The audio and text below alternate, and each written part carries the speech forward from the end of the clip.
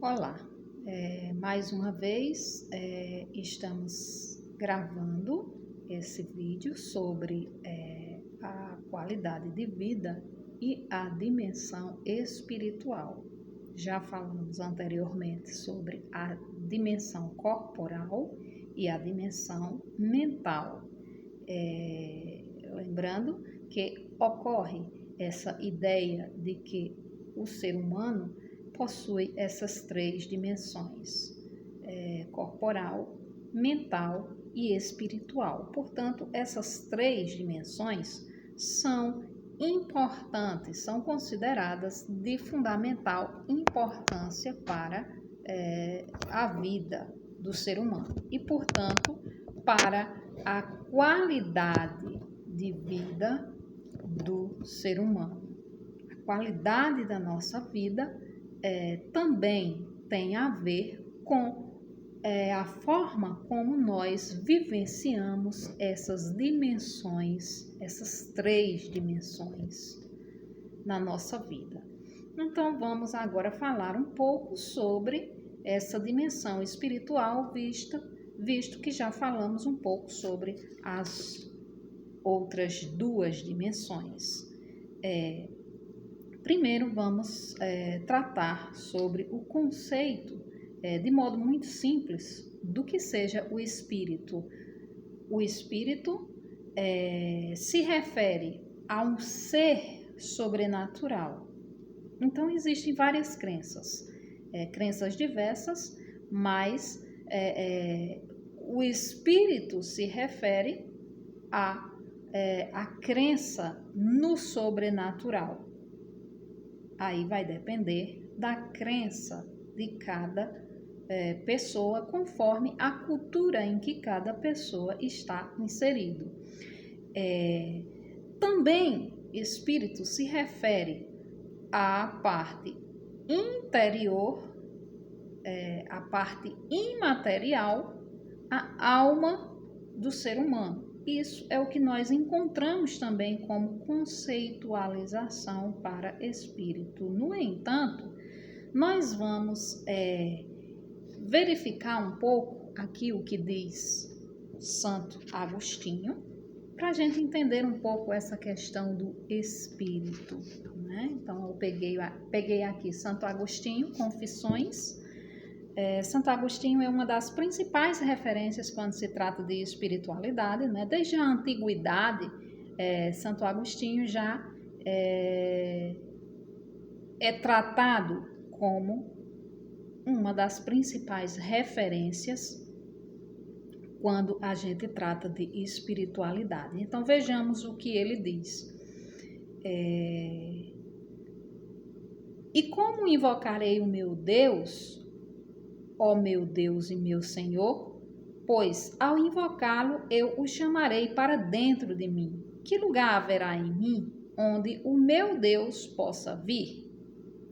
Há então, Senhor, meu Deus, algo em mim que te possa conter? Visto que sem ti nada existe daquilo que existe, será que tudo que existe te contém? Então, vejamos que aqui, primeiro ele começa tratando da questão da invocação, de chamar esse espírito para dentro de mim. Ao invocá-lo, eu o chamarei para dentro de mim.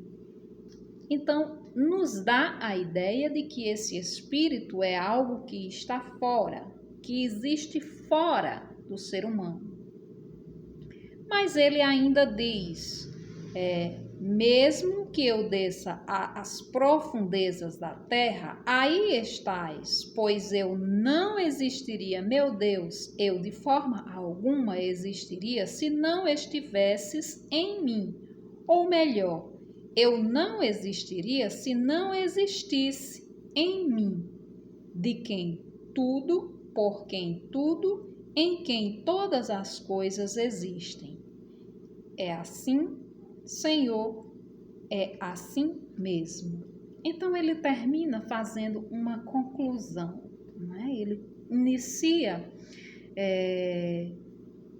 nos dando a ideia de que esse espírito está fora de nós e que, portanto, nós precisamos chamar, invocar esse espírito para dentro de nós, para que ele resida dentro de nós, né? E depois ele termina com uma conclusão onde ele diz que tudo aquilo que existe contém esse espírito, ou seja, mesmo tão pequenos, né? E é essa a questão que Santo Agostinho coloca, não é? Assim como até como um certo espanto, como eu tão pequeno, como eu que sou apenas uma parte, posso conter toda essa todo esse contexto do espírito, né, do sagrado, do sobrenatural. Então ele se questiona, será que eu posso conter tudo isso? Será que há algum lugar em mim que possa conter tudo isso? Mas ele termina com essa conclusão. Tudo aquilo que existe, o Espírito está.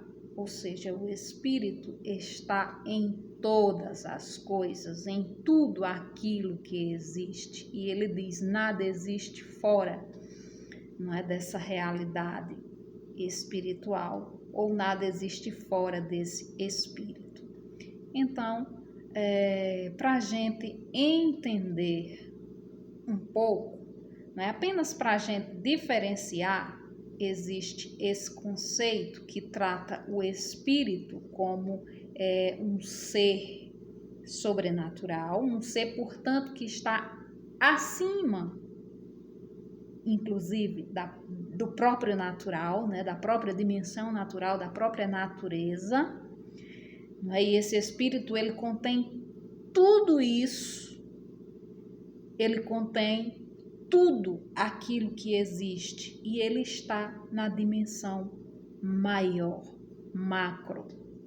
Ou seja, esse espírito contém tudo o que existe, a totalidade de todas as coisas que existem, nada está fora dele. Ou seja, é essa existência maior. Quando a gente trata de espírito, portanto, a gente precisa ter claro essa ideia de que nós estamos tratando de uma existência total, de uma totalidade existencial, né? Então, esse seria o nosso primeiro entendimento para o espírito. E depois a gente precisa, então, diferenciar essa questão do espírito dentro de nós, não é? Por quê? Santo Agostinho pergunta, será que há alguma parte em mim que pode conter toda essa dimensão espiritual? Então, o que nós podemos entender é que, enquanto seres humanos, nós também contemos algo desse espírito. No entanto, o próprio Santo Agostinho, em outros momentos, ele nos lembra que somos apenas uma parte, não somos o espírito de fato. Nós somos parte que contém também algo desse espírito. No entanto, nós olhamos para esse espírito como algo que está fora, como algo que é maior que nós, maior que a nossa própria individualidade, e por isso nós não podemos entender que simplesmente o nosso ser simplesmente seja ou contenha todo o espírito. Então, nós somos uma pequena parte que podemos conter algo do espírito ou algo do sagrado. Então, esse Espírito, ele pode habitar em nós como essa luz que irradia. Então, o próprio Santo Agostinho também nos dá essa ideia, não é, de que essa luz maior é o Espírito e que ele irradia para dentro de nós. Então, a nossa alma, ela não é exatamente o próprio Espírito, porque nós não podemos achar que nós sejamos o próprio Deus. No entanto, nós podemos entender que a nossa alma, quando nós nos voltamos para esse Espírito, nós absolvemos ali também um pouco desse Espírito. Quando o próprio Espírito, que é essa totalidade existencial, nos cria, nos forma, ou seja, nós somos formados, nós existimos como parte também dessa existência total. E essa é a ideia da espiritualidade. É o reconhecimento de que nós somos parte dessa existência total. Então, quando nós somos formados dentro dessa existência maior, nós somos também uma pequena parte ali desse Espírito. Não somos todo o Espírito, mas somos uma parte também dele. Então, há algo em nós, há algo dentro de nós que busca, que se volta para esse Espírito e que invoca. Em outra passagem de Santo Agostinho, que eu também vou utilizar aqui, ele diz: fizeste-nos para ti, e inquieto está o nosso coração enquanto não repousa em ti. Dá-me, Senhor, saber e compreender qual seja o primeiro, invocar-te ou louvar-te, conhecer-te ou invocar-te. Mas quem te invocará sem te conhecer?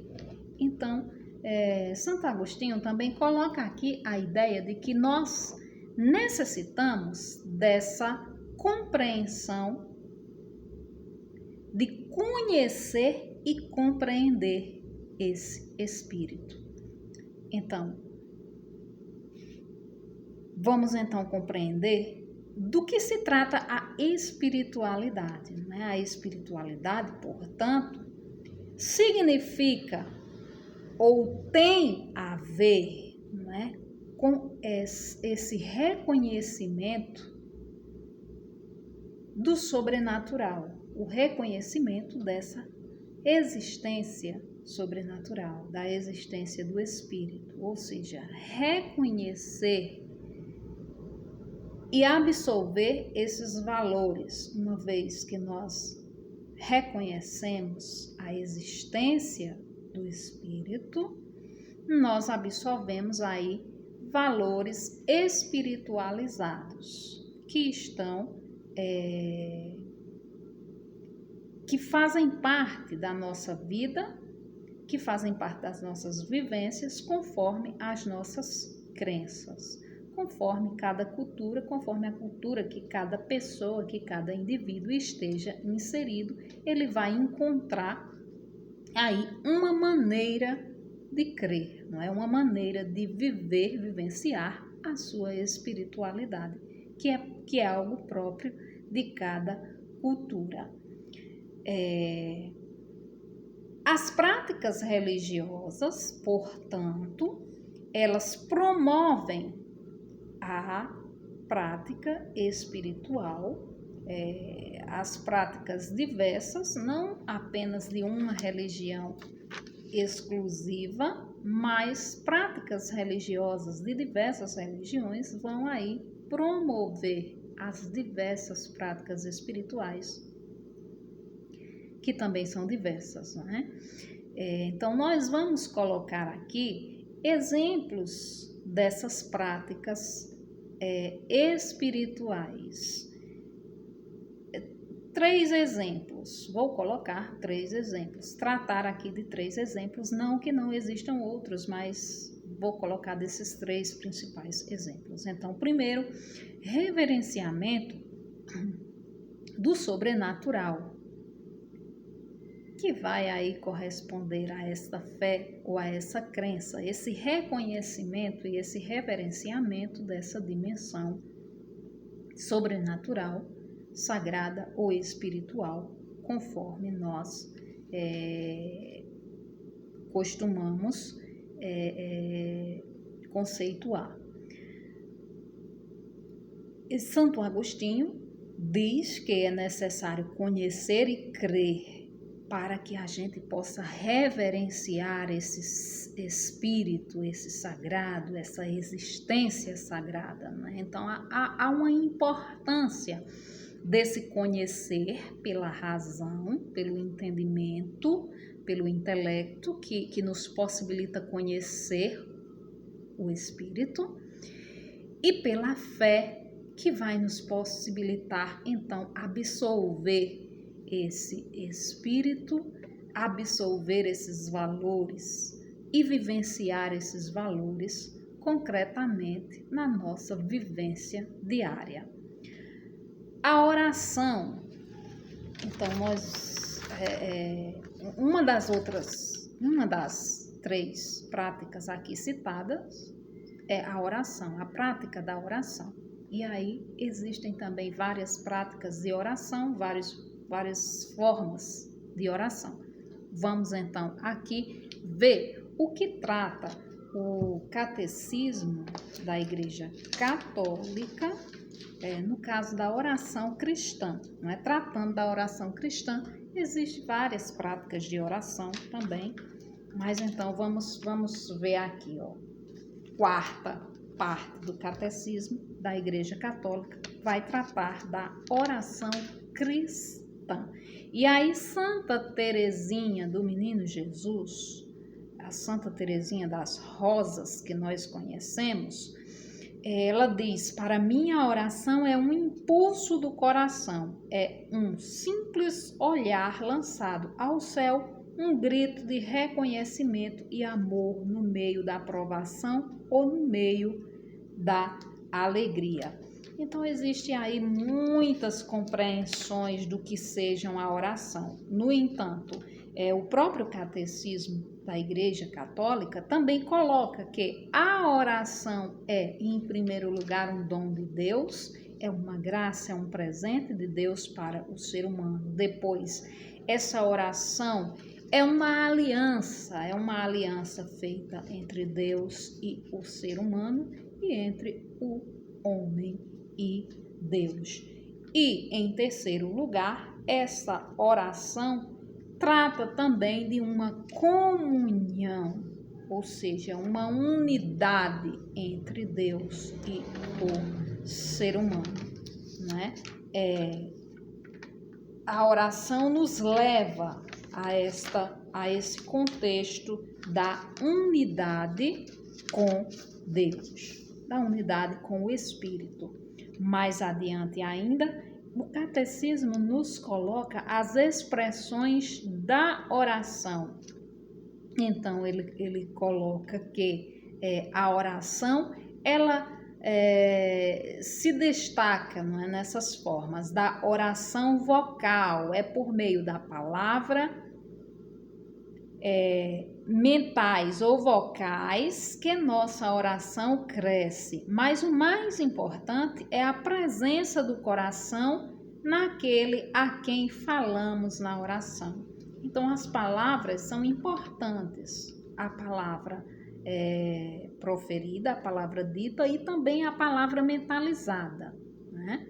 Pela palavra mental ou vocal. Então, não apenas a palavra proferida, mas também aquela que nós formulamos na nossa mente, né?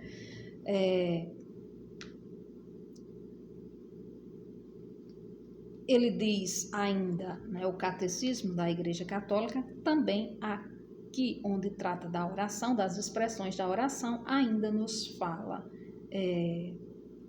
o método de meditação, aqui tratando da meditação, né, que é outra forma, a oração vocal, a oração das palavras que nós proferimos, mas também a meditação.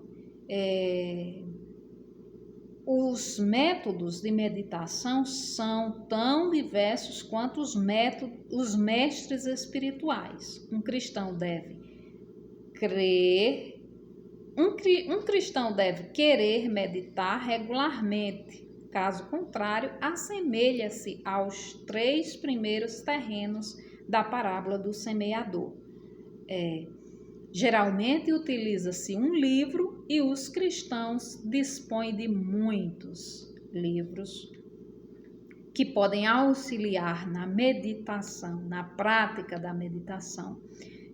O grande livro da criação e o da história, a página do hoje de Deus. Então veja que além de colocar os livros, né, livros sagrados, livros, obras espirituais, etc., ele também cita aqui o grande livro da criação, ou seja, a própria existência é para nós um meio de meditação, um caminho de meditação. A história, o próprio livro da história, a própria história, né, o curso do ser humano no mundo também é para nós um caminho de meditação. E a página do hoje de Deus, ou seja, a nossa experiência concreta, real, diária, o nosso presente, o nosso dia a dia, pode ser também para nós um instrumento, um mecanismo, um caminho, uma via de meditação.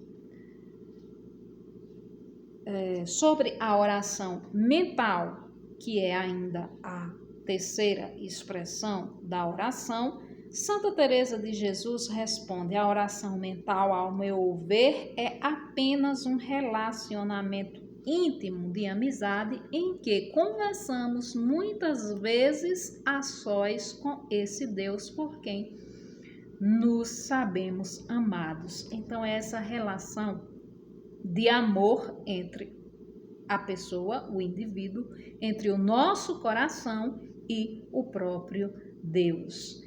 É o reconhecimento dessa relação amorosa entre o ser humano e Deus. O coração é o lugar da busca e do encontro.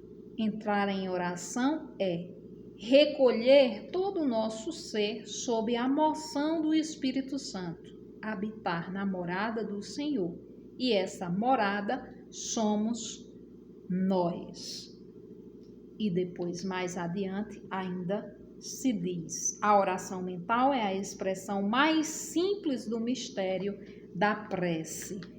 Então, a oração mental é talvez aí a mais simples de todas essas orações e, ao mesmo tempo, a mais complexa, porque a oração mental é simplesmente esse reconhecimento dessa relação de amor entre Deus e o homem.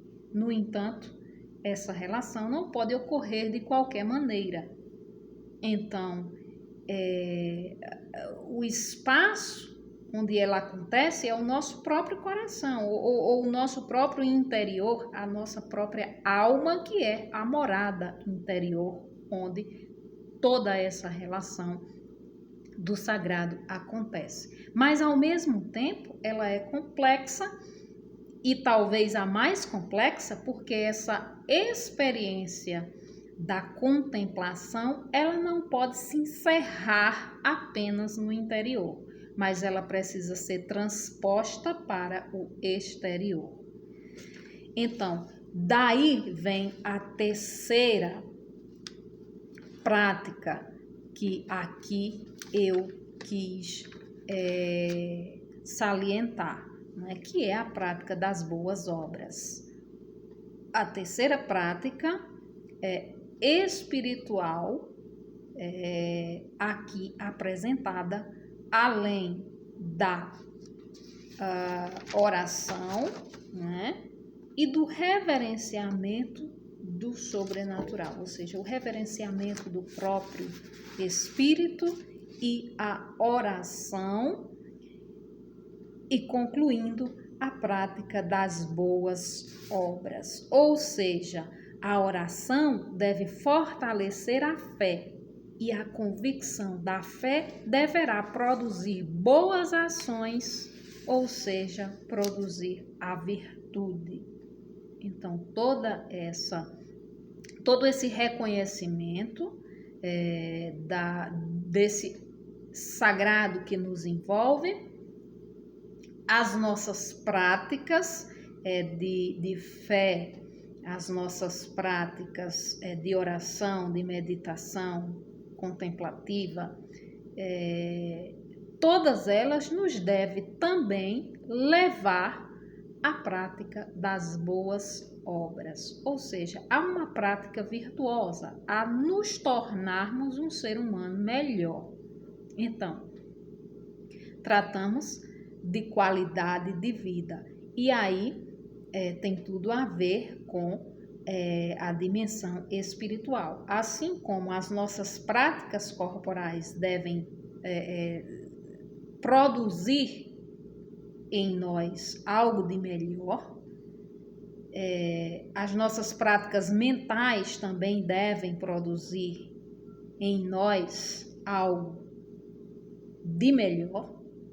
Da mesma maneira, as práticas espirituais ou de espiritualidade deverão produzir em nós esse ser humano melhor, deverão possibilitar para que nós sejamos, a partir delas, seres humanos melhores.